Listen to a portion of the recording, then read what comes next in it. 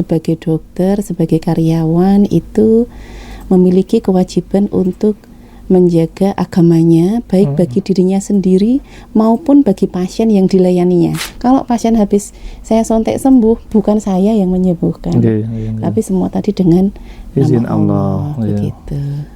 Memang perlu diruskan bahwasanya semuanya itu sudah Allah yang menentukan. Iya, karena kita bekerja di tempat yang selama 24 jam itu bisa menghasilkan pahala. Pasien adalah saudara kami yang membutuhkan pertolongan. Kalau kita semata-mata hanya ingin meraih keuntungan bisnis, kita bisa tutup mata gitu. Siapa yang punya uang, ayo ingin inseminasi buatan di sini, pokoknya kita layani.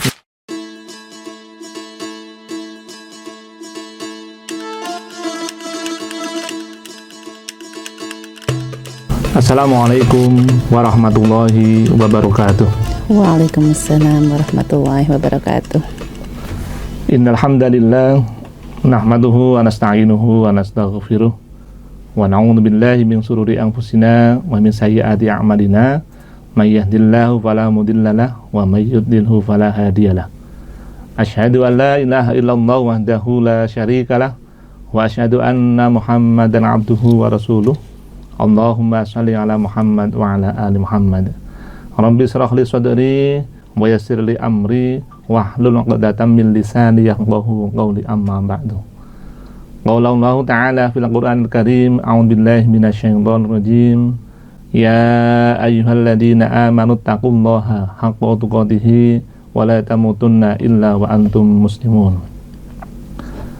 Para pemirsa dan juga para pendengar radio Salma yang berbahagia, pertama kita panjatkan syukur alhamdulillahirabbil alamin kehadirat Rabbi Allah Subhanahu wa taala yang telah memberikan kita kenikmatan iman, Islam dan juga ihsan, juga kesempatan kesehatan, sehingga pada saat ini kita masih bisa bersama di dalam acara podcast kajian Islam Yayasan Jamaah Haji Klaten tahun 2024. Yang kedua, salat dan salam semoga selalu dilimpahkan kepada junjungan kita Nabi Muhammad sallallahu alaihi wasallam. Para pemirsa dan juga para pendengar radio Salma yang berbahagia, pada podcast kajian Islam kali ini bersama saya selaku host adalah Wahid, yang kebetulan juga menjadi salah satu sekretaris Yayasan Jamaah Haji Klaten, dan sudah hadir di tengah-tengah kita sebagai narasumber kita salah seorang dokter di salah satu rumah sakit umum Islam milik dari Yayasan Jamaah Haji Klaten. Monggo Bu Dokter untuk sedikit bisa menyampaikan berkaitan dengan identitas jenengan, entah itu nama dan seterusnya. Monggo Bu. Baik, terima kasih Pak Wahid. Assalamualaikum warahmatullahi wabarakatuh. Waalaikumsalam warahmatullahi wabarakatuh. Senang sekali pada siang hari ini kita berkesempatan untuk bisa berbicara tentang etos kerja dokter dan karyawan di Rumah Sakit Syariah. Jadi saya Dr. Hajar Fatmasari Mars Wiskwa saat ini bekerja sebagai Wakil Direktur Pelayanan Medis dan Keperawatan di Rumah Sakit Umum Islam Boyolali, yang merupakan salah satu rumah sakit milik Yayasan Jamaah Haji Klaten. Dan di samping itu kami juga aktif di Mukisi. Mukisi itu adalah Majelis Upaya Kesehatan Islam seluruh Indonesia. Adalah suatu organisasi yang membidangi atau mewadahi fasilitas-fasilitas kesehatan Islam di seluruh Indonesia. Dan bersama dengan DSN MUI, Dewan Syariah Nasional Majelis Ulama Indonesia, menyusun pedoman penerapan standar syariah untuk rumah sakit begitu. Dan kemudian standar dan instrumen tersebut disahkan oleh Dewan Syariah Nasional Majelis Ulama Indonesia, dan itu yang menjadi pedoman bagi seluruh rumah sakit syariah untuk melakukan pengelolaan, manajemen maupun pelayanan sesuai prinsip syariah. Gitu. Oke, terima kasih Bu Dr. Hajar. Beliau adalah Dr. Hajar dari Rumah Sakit Umum Islam yang ada di Boyolali, dan kebetulan jadi miliknya Yayasan Jamaah Haji Klaten. Para pendengar dan para pemirsa radio Sama yang Berbahagia, Bu Dr. Hajar nanti akan menyampaikan materi kita dengan tema adalah etos kerja dokter dan juga karyawan RSU Islam yang berbasis syariah ini Bu Dokter. Jadi monggo nanti bisa disampaikan berkaitan dengan etos kerja. Ini ada dokter, ada karyawan, dan ternyata adalah berbasis syariah, terutama adalah di rumah sakit umum syariah. Apalagi jenengan tadi merupakan salah satu hal yang membidangi dari Dewan Syariah Nasional ya. Dari mukisinya. Mukisinya gitu ya. Yang notabene juga merupakan salah satu aktivis di situ ya, Bu ya. Sebagai pengurus asesor malam gitu ya, rumah sakit syariah. Alhamdulillah ini kebetulan pas banget beliau menjadi narasumber pada hari ini. Monggo Bu Dokter sedikit banyak bisa menyampaikan berkaitan dengan etos kerja baik dokter maupun juga karyawan di rumah sakit umum Islam yang berbasis syariah. Monggo Bu Dokter Hajar. Baik, apabila kita berbicara tentang etos kerja dokter dan karyawan di rumah sakit syariah, maka kita tidak bisa lepas dari standar dan instrumen yang sudah ditetapkan oleh DSN MUI.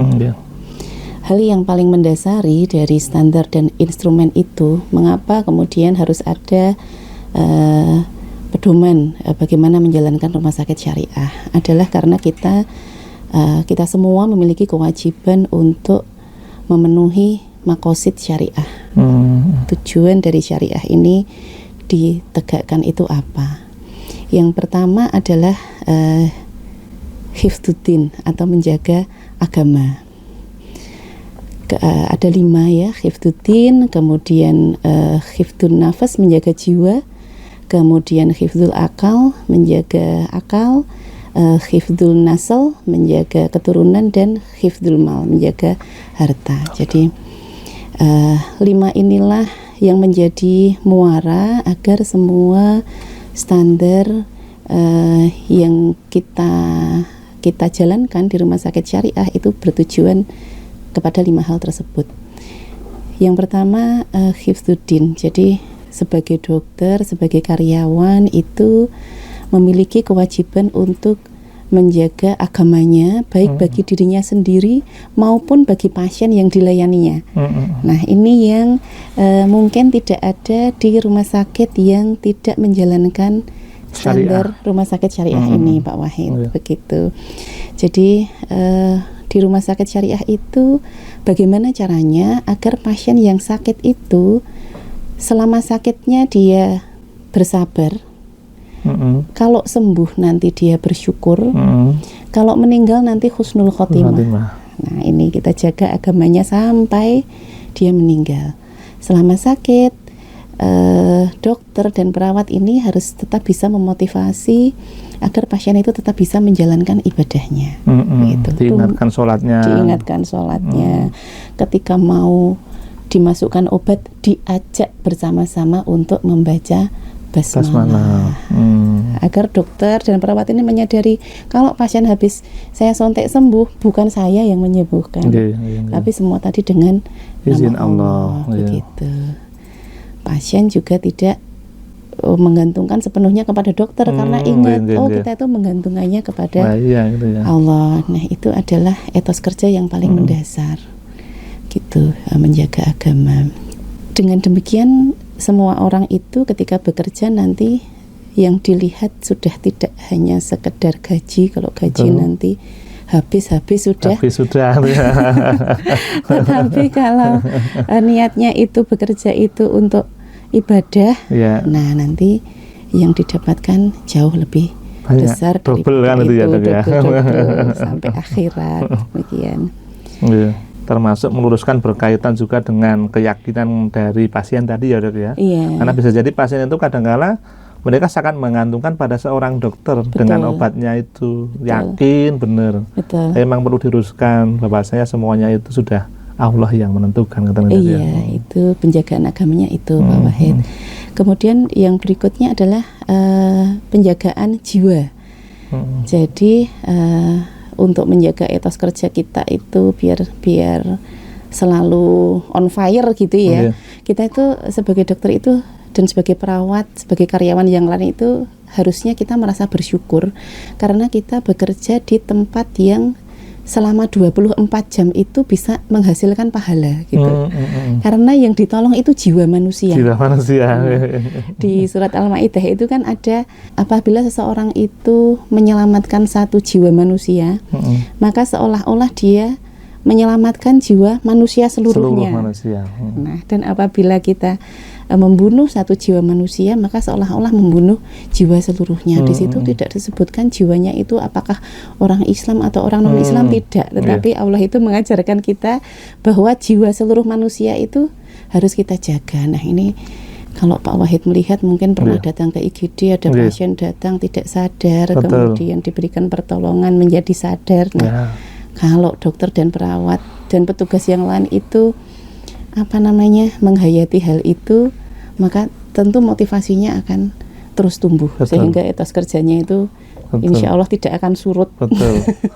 Karena bisa jadi dok, bisa jadi ketika melihat kondisi pasien yang notabene mungkin berbeda-beda itu bisa jadi kan secara motivasi dalam hal penyembuhan bisa jadi berbeda ya dok ya. Iya, betul. Wah, ini mungkin dikatakan sudah parah kan gitu ya. Ini rada ringan kan, bisa jadi kan kalau sesuatu yang dikatakan itu bisa agak ogah-ogahan dalam hal penyelamatan jiwa tadi ya dok ya. Iya. Nah, di keyakinan dasar Rumah Sakit Umum Islam di Yayasan Jamaah Haji Group ini Pak Wahid, Klaten, Cawas maupun Boyolali ini ada satu keyakinan dasar yang mengajarkan bahwa pasien adalah saudara kami yang membutuhkan pertolongan. Ada kata-kata kami yakin bahwa pasien adalah saudara kami yang membutuhkan pertolongan.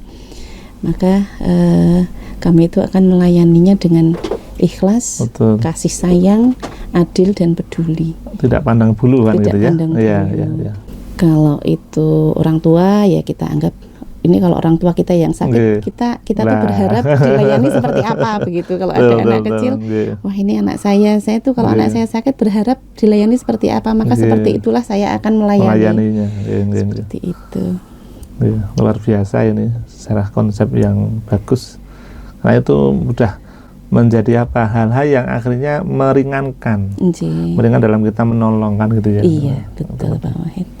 Dan pasien itu biasanya bisa merasakan ya, apakah ini dokternya, perawatnya ini dalam melakukan pelayanan tulus atau tidak. Itu, ini karena itu di Rumah Sakit Islam Klaten, Cawas maupun Boyolali ini keyakinan dasar bahwa pasien itu adalah saudara itu selalu kita bangun kesadarannya. Begitu. Kemudian hifdzul akal ya. Jadi dalam standar rumah sakit syariah itu dokter, perawat atau petugas lain, terutama dokter ini diwajibkan apabila memberikan pelayanan itu harus melibatkan pasien untuk mengambil keputusan. Nah, ini juga merupakan standar akreditasi nasional maupun syariah. Jadi pasien ini kita jaga akalnya, kita berikan informasi-informasi yang memang mereka berhak untuk mengetahui. Pasien atau keluarga pasien, dok? Pasien dan keluarganya. Gitu. Artinya kalau misalnya ada sesuatu yang memang dirasa pasien tidak tahu, ada nggak dok? Jadi misalkan keluarganya saja misalnya seperti itu. Oh iya, jadi begini, prinsip pemberian informasi dalam pelayanan kedokteran itu, segala informasi medis itu adalah milik pasien dan pasien yang berhak mengetahui. Pasien dalam kondisi sadar bisa menunjuk keluarga yang dipercaya, dipercaya untuk memberikan, untuk menerima informasi tentang kondisinya. Tapi kalau pasien dalam kondisi tidak sadar, itu sudah diatur dalam undang-undang siapa saja yang berhak untuk diberikan informasi. Dan petugas rumah sakit tidak boleh memberikan informasi kepada orang di luar itu, Pak Wahid. Sehingga kalau ada tetangga Pak Wahid yang bekerja di rumah sakit, bertanya gitu lalu ya. ada tetangga lain yang dirawat, itu Pak D itu sakit apa itu? Tidak boleh dijawab. Nah, itu. Karena itu rahasia dari pasien. Begitu. Nggih, Bu Dokter Hajar, untuk sementara kita bisa lihat dulu ngoten nggih. Para pemirsa dan juga para pendengar Radio Salma yang berbahagia, kita masuk ke sesi berikutnya, masih di dalam acara podcast kajian Islam Yayasan Jamaah Haji Klaten tahun 2024 dengan tema etos kerja dokter dan karyawan RSU Islam dan berbasis syariah, gitu Bu ya. Masih bersama dengan Dokter Hajar. Gimana Bu? Wah, ini selalu senyum saja ini. Paling kalau dokter itu kudu semangat ini. Tadi masih ada beberapa yang belum disampaikan berkaitan dengan yang berbasis syariah tadi Bu ya. Baru ada 3. Satu berkaitan dengan apa tadi Bu? Menjaga agama. Yang kedua menjaga jiwa. Dan yang ketiga adalah menjaga akal itu. Berarti masih ada 2. Oh iya. Ayo kita dulu ya. Ada 5 atau itu tadi? Iya. Monggo Bu Hajar, kita lanjutkan dulu, nanti setelah itu kita bisa hal-hal lain yang mungkin nanti bisa kita dengan sampaikan di forum ini. Ya. Baik, terima kasih Pak Wahid. Jadi etos kerjanya intinya kita menghubungkan dengan makosid syariah, begitu ya Pak Wahid. Betul. Yang berikutnya adalah menjaga keturunan. Jadi dalam melayani pasien, kita harus memperhatikan faktor itu, penjagaan keturunan itu. Karena apa? Karena sebetulnya banyak potensi bisnis dalam tanda kutip bisa mengabaikan faktor itu agar mendapatkan keuntungan. Gitu. Misalnya begini, inseminasi buatan, inseminasi buatan atau untuk klinik ingin anak itu ya Pak Wahid. Betul. Nah, secara syariah itu boleh dilakukan asal dipastikan bahwa yang melakukan ini adalah pasangan suami istri yang sah. Betul. Kalau kita semata-mata hanya ingin meraih keuntungan bisnis, kita bisa tutup mata gitu. Siapa yang punya uang, ayo ingin inseminasi buatan di sini, pokoknya kita layani. Bisa kalau kita tidak bersyariah. Tetapi kalau kita bersyariah, kita harus menjaga betul ini suami istri, begitu ya Pak Wahid. Sehingga secara teknis itu harus ada prosedurnya, tetapi secara etos semangat melayaninya dari dokter, perawat dan juga manajemen ini tuh yang membedakan kalau kita syariah dan enggak, itu komitmen kita kepada ajaran-ajaran agama kita ini menjadi yang terdepan. Begitu. Artinya berarti sangat memungkinkan ya dokter ya, berkaitan seandainya pun berkaitan dengan inseminasi buatan itu dari orang lain yang notabene bukan suaminya, begitu ya. Kalau ada yang berniat seperti itu, iya bisa saja. Tetapi kan tidak akan dilayani. Iya. Gitu. Bahkan secara etika umum juga tidak. Tetapi mungkin di negara-negara yang sekuler ya, hal-hal seperti itu sudah diperbolehkan secara regulasi. Gitu. Kalau di sini berarti semua rumah sakit yang dipunyai Yayasan Masjid sudah bisa melayani itu Bu? Atau baru rumah satu sakit Islam Klaten baru satu rumah sakit ya di rumah sakit Islam Klaten yang siap untuk melayani itu. Iya betul. Alhamdulillah. Berarti ini memang perlu disampaikan kepada para pemirsa dan juga para pendengar. Bisa jadi banyak karena memang kita tahu mungkin juga saudara-saudara kita yang notabene ingin punya anak tadi gitu ya, yang notabene sudah berusaha ke sana kemari, mungkin juga konsultasi atau mungkin juga berubah dan sebagainya, itu yang masih belum dikaruniai oleh Allah, bisa jadi menjadi salah satu alternatif Ibu ya. Berkaitan dengan inseminasi buatan itu. Dan RSI Rumah Sakit Umum Islam Klaten sudah siap atau menerima untuk layanan itu. Jadi insya Allah nanti biar tersampaikan pada para pemirsa juga pendengar, barangkali ada yang membutuhkan berkaitan dengan itu. Nyata Dokter Hajar. Iya, lanjut ya Pak. Kemudian yang berikutnya adalah penjagaan harta. Jadi bagaimana Islam itu mengatur bahwa kita tidak boleh memakan harta orang lain dengan cara yang tidak benar. Nah, itu. Kemudian bagaimana kita harus memberikan kepedulian kepada saudara-saudara kita yang tidak mampu, begitu. Jadi di dalam rumah sakit syariah itu ada dua hal mungkin yang bisa saya contohkan. Yang pertama, wujud dari tidak memakan harta orang lain dengan cara yang tidak benar itu untuk pasien-pasien yang datang di rumah sakit syariah. Itu kan nanti ada apa namanya Pak, ketika mau masuk rumah sakit itu kan nanti bayarnya kan setelah pulang ya. Jadi ada semacam perjanjian di awal nanti pembayarannya bagaimana seperti itu. Nah di rumah sakit syariah itu mempersyaratkan akad atau perjanjian ini dilakukan dengan cara yang tidak merugikan salah satu pihak, kemudian transparan gitu. Jadi akadnya harus syariah. Itu menjadi salah satu indikator bagi rumah sakit syariah yang dinilai. Kemudian setelah pasien pulang itu kadang ada pasien yang tidak mampu membayar, begitu. Apabila ada pasien yang tidak mampu membayar, maka di standar rumah sakit syariah juga mengatur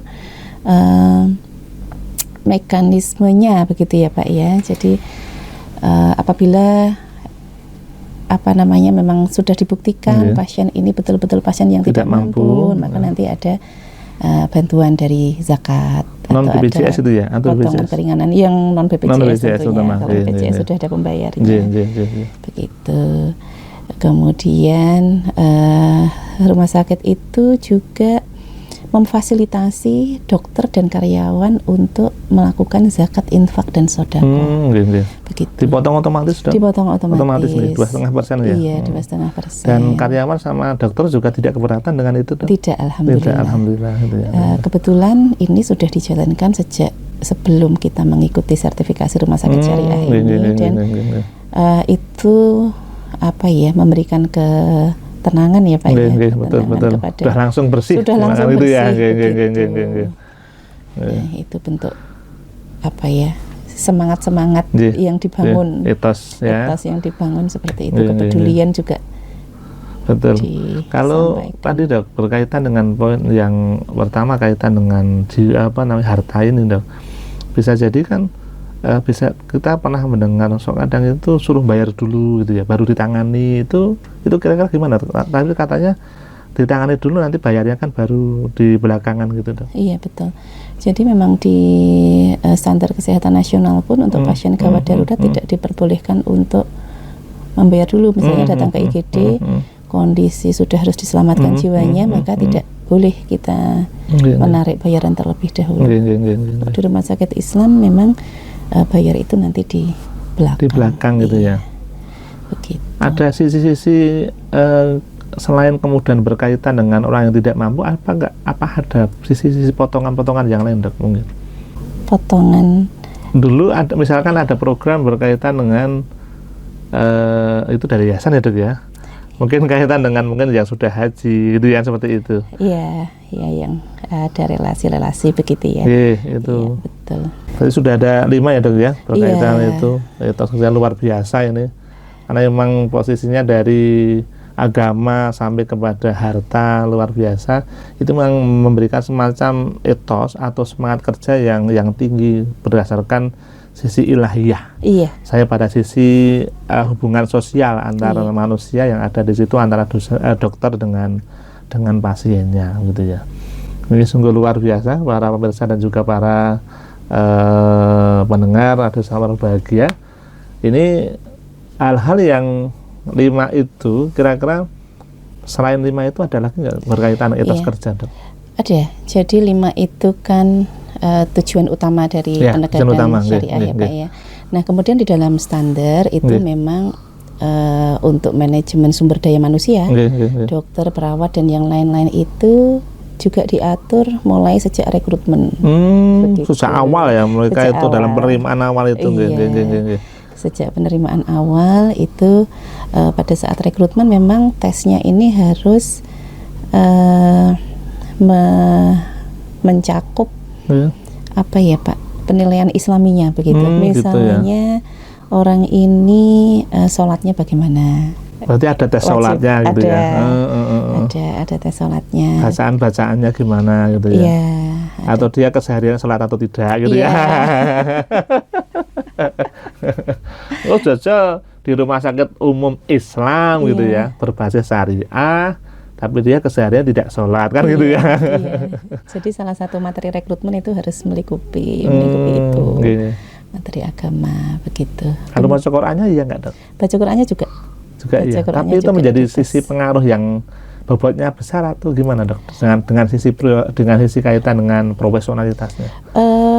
Macam-macam. Jadi tes itu kan ada sisi kompetensi, Nggih. kemudian ada sisi skill atau keterampilan. Kompetensi itu jadi skill, knowledge, attitude dan agamanya begitu ya. Skill itu keterampilannya bagaimana, ada tes prakteknya, kemudian knowledge itu pengetahuannya, ada tertulisnya gitu ya. Ada tes tertulisnya, kemudian attitude-nya bagaimana, sikap wawancara berarti ada wawancara, ada psikotes. Psikotes. Komplit berarti ini ya. Komplit. Dan kemudian ada sisi agamanya, jadi bisa juga dengan wawancara biasanya.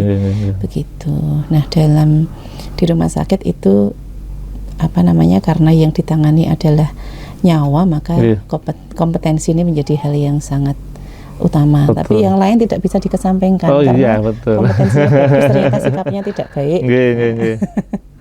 Tapi hal-hal yang berkaitan dengan mungkin sikap, mungkin agama, sesuatu yang bisa jadi itu bisa menjadi sisi bisa dibenahi gitu dok. Atau gimana dok? Ada sesuatu yang bisa ditawar dan tidak bisa ditawar. Oh gitu ya. Seperti sholat itu kan tidak bisa ditawar ya Pak. Betul. Apalagi di dalam sisi rekrutmen itu ada sisi komputer yang lainnya yang bisa jadi lebih baik, lebih sempurna begitu ya. Iya, kan harus transparan betul. ya Pak ya. Selama ini tidak ada titip-titipan dok kaitan rekrutmen. Meskipun misalnya ada yang titip, tetap harus dites secara gitu objektif. Ya? Artinya tetap ada yang titip gitu ya. Pasti ada orang yang mencoba untuk Bu titip ini, Bu titip ini gitu. Nanti mau ngasih apa? Oh jangan, jangan ngasih apa-apa. Udah anak ini dites saja. Nanti dia keterima atau tidak ya sudah. Memang itu kemampuan dia sendiri. Begitu. Itu tanggung jawab yang sangat besar memang dan berat. Betul. Karena memang itu pembuka awal kaitan dengan rekrutmen itu. Selain rekrutmen apa dok ini? Nah, tahapan manajemen SDM itu mulai dari rekrutmen. Pada saat rekrutmen itu kan kita juga harus melihat visi dia dan visi kita sama enggak gitu. Dia itu semangat melayaninya tinggi atau tidak. Gitu. Etos kerjanya nonton gitu, kelihatan gitu ya.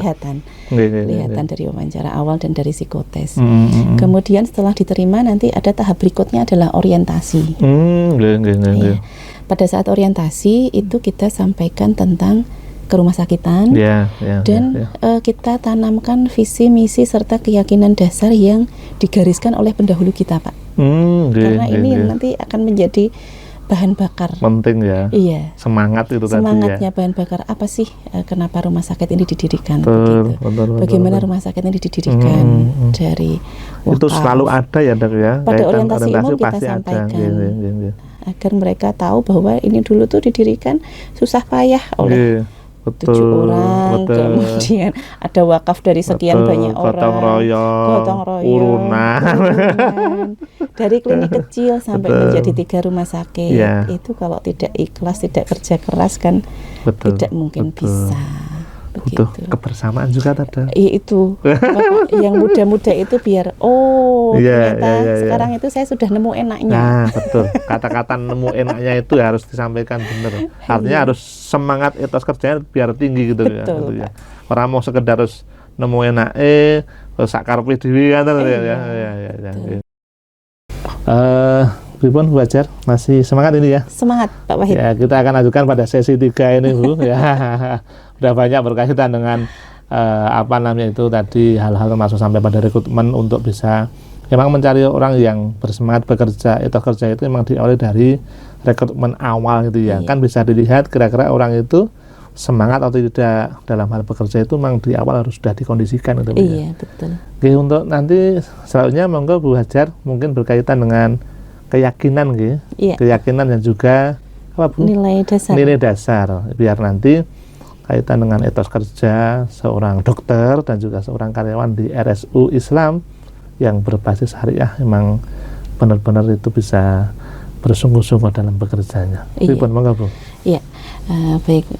Jadi setelah rekrutmen tadi kan orientasi ya Pak Wahid ya. Pada saat orientasi itu ada orientasi umum namanya. Di situ disampaikan tentang perumah sakitan.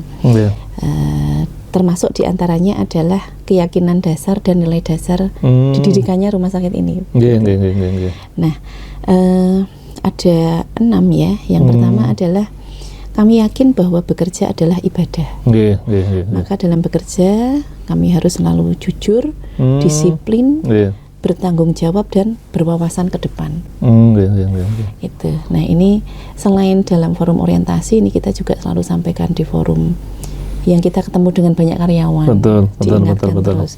Oh ibadah, jujur, disiplin, bertanggung jawab, berwawasan ke depan. Kalau mengerjakan sesuatu itu harus tuntas, harus amanah, tidak ada yang diuntit, baik itu harta ataupun tahapan tindakannya. Itu.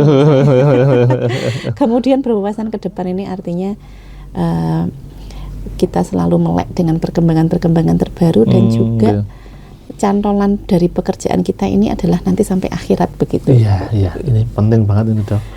Karena memang bisa jadi seorang dokter atau karyawan itu kadang-kala ya itu tadi kalau tidak disampaikan dengan nilai-nilai ibadah, tanggung jawab sampai kepada akhirat, itu kadang-kala hanya sebatas amone dunya tok ya wong ora oleh apa-apa Dok gitu ya. Iya. Tapi karena sisi ibadah itulah yang ada sisi pahala yang harus dibawa sampai ke akhirat. Luar biasa ini Dok. Betul, itu Pak. Itu pendahulu kita merumuskan seperti itu, luar biasa. Betul.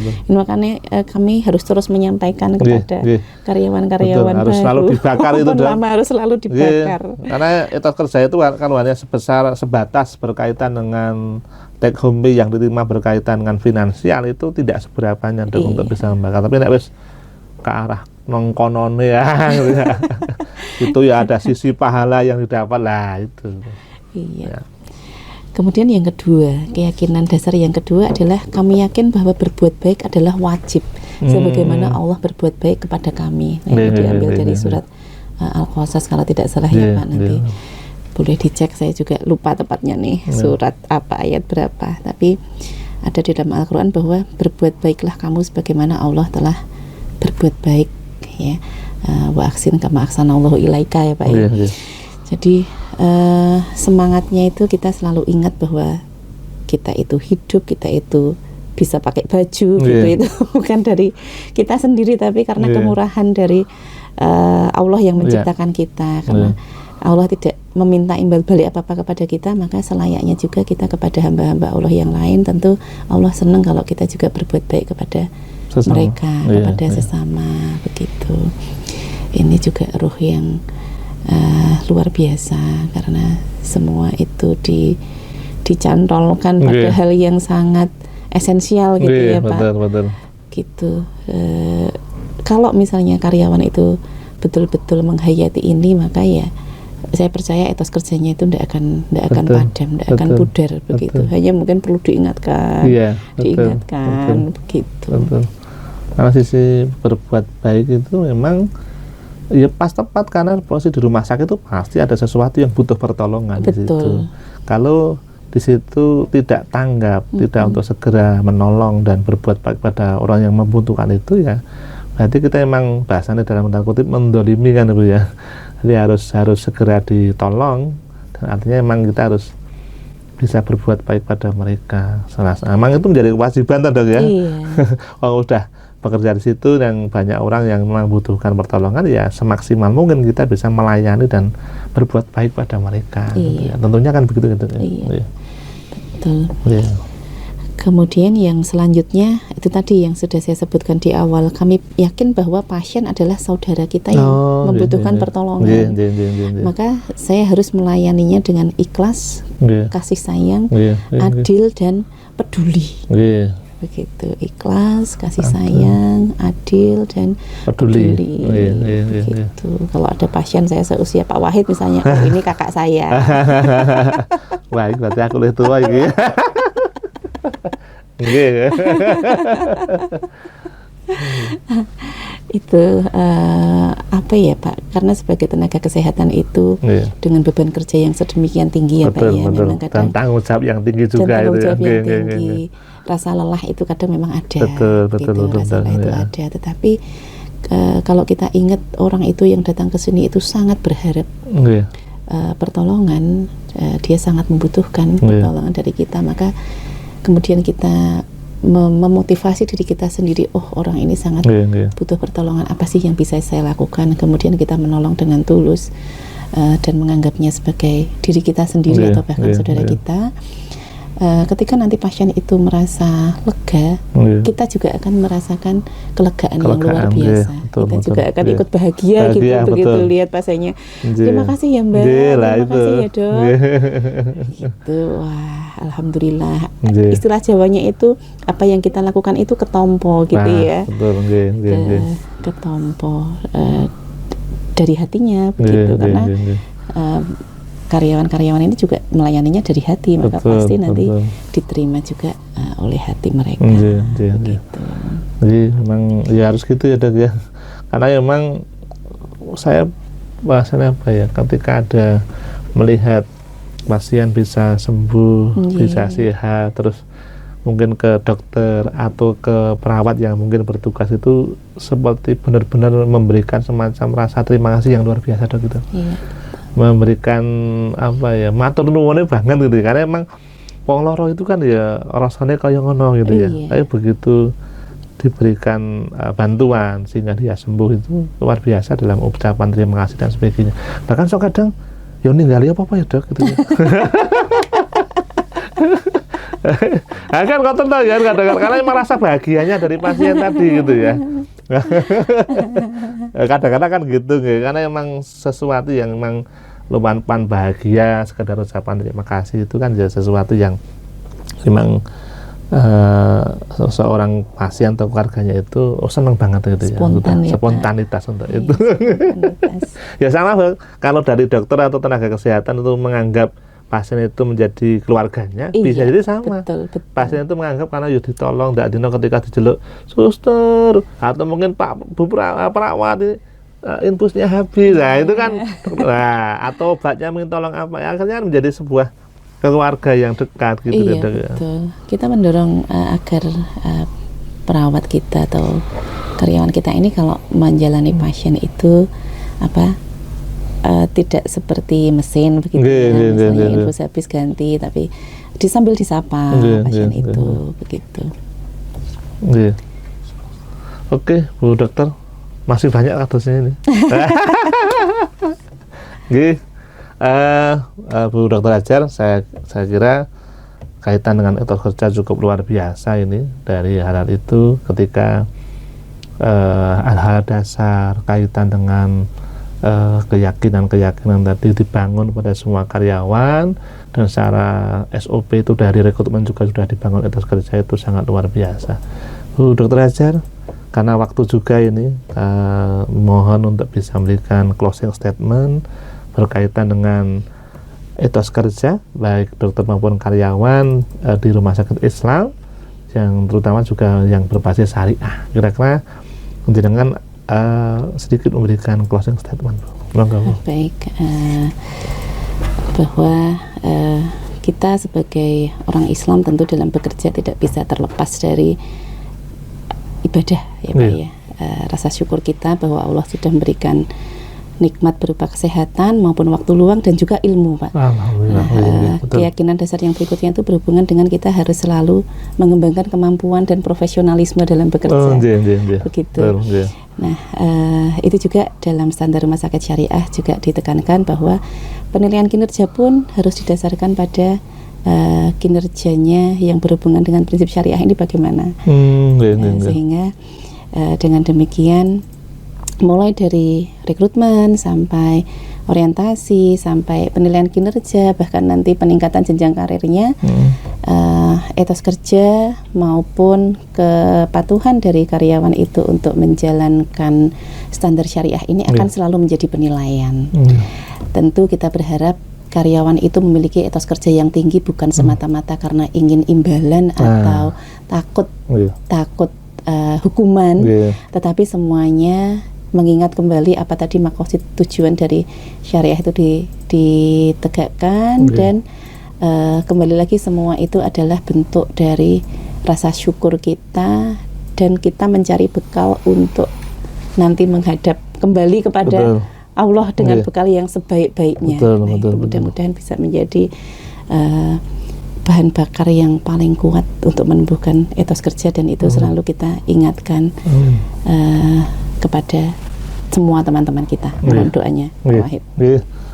Terima kasih sekali Bu Dr. Hajar. Yang pasti orang yang baik adalah orang yang baik adalah orang yang bermanfaat buat orang lain. Iya, Gitu, ya. betul. Ya, terutama apalagi di dunia kesehatan Di ini. rumah sakit 24 jam. 24 jam. Ya. Para pemirsa dan juga para pendengar Radio Salma yang berbahagia, sekali lagi semoga Rumah Sakit Umum Islam baik itu Klaten, Cawas dan juga Boyolali di dalam Yayasan Jamaah Haji Klaten mampu benar-benar menjadi rumah sakit yang berbasis syariah. Amin. Mempunyai karyawan, mempunyai dokter yang benar-benar mempunyai etos kerja yang luar biasa begitu. Amin. Dan memang harapan kita adalah sampai nanti pada sisi akhirat kelak menjadi timbangan pemberat kebaikan kita, yang nanti bisa kita masuk ke dalam surganya. Amin ya rabbal alamin. Oke, terima kasih Bu Dr. Hajar sekali lagi. Semoga bisa memberikan pencerahan kepada seluruh pendengar dan juga pemirsa Radio Salma berkaitan dengan etos kerja di Rumah Sakit Umum Islam. Kepada pemirsa dan juga para pendengar yang berbahagia, saya kira begitu. Semoga apa yang kita diskusikan tadi di dalam podcast Kajian Islam ini ada sisi manfaat yang bisa diambil, dan kita akan bertemu lagi pada acara podcast selanjutnya. Terima kasih dari kami. Mohon maaf. Assalamualaikum warahmatullahi wabarakatuh. Waalaikumsalam warahmatullahi wabarakatuh.